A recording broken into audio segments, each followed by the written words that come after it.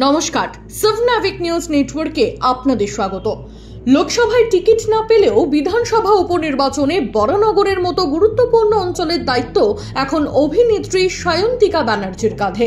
বরানগরের pulse বুঝতে সুদূর বাঁকুড়া থেকে শহর সংলগ্ন অঞ্চলে মনোনিবেশ করেছেন তৃণমূল প্রার্থী। এই অঞ্চলকে গোড়া থেকে চিনতে সায়ন্তিকা যে উচ্চ নেতৃত্বের সাহায্য নিচ্ছে তা জলের মতো স্পষ্ট। শনিবার দলীয় কর্মসূচির পর এবার তৃণমূলের আরও এক হেভিওয়েট নেতা কামারহাটির বিধানসভার বিধায়ক অসুস্থ মদন মিত্রকে দক্ষিণেশ্বরের বাড়িতে দেখতে এলেন বরানগর বিধানসভার তৃণমূল প্রার্থী সায়ন্তিকা ব্যানার্জি। দীর্ঘদিন ধরে অসুস্থ রয়েছেন মদন মিত্র, কার্যত গৃহবন্দী অবস্থায় রয়েছেন তিনি। লোকসভা নির্বাচনে প্রার্থীর হয়ে প্রচার করতেও দেখা যাচ্ছে না মদন মিত্রকে। তিনি না বেরোতে পারলেও এবার তার কাছে গেলেন সায়ন্তিকা।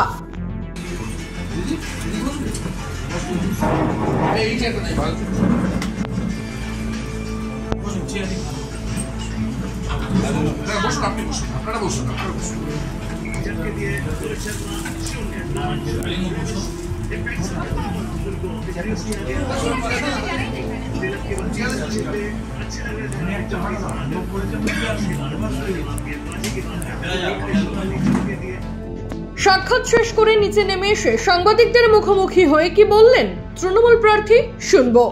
উনি এখন রিকভার করছেন এবং অবশ্যই এখানে আমি প্রার্থী হিসেবে যখন এসেছি বরানগর উপনির্বাচনে, সেখানে মদনদা এখানে রয়েছেন এবং তার আশীর্বাদ নিতে এসেছি। আমার সাথে আমার দলের সকলে এসেছেন, আমার যারা নেতৃত্বে রয়েছেন বরানগর বিধানসভার, এবং তিনি আশীর্বাদ করলেন এবং যাতে আমি জয়যুক্ত হই সেটাই তিনি চাইলেন এবং আশীর্বাদ করলেন।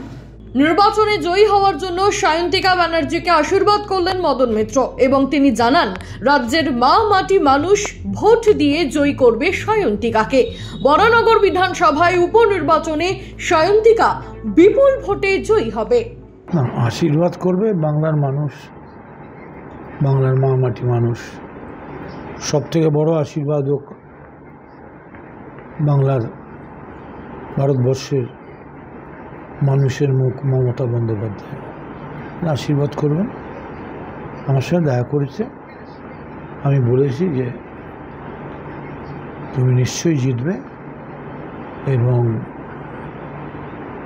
যাতে ও জেতে তার জন্যে সমস্ত রকম সহযোগিতা আমরা সর্বস্তরের দলের যারা সহকর্মী আমরা ওর সঙ্গে আছি।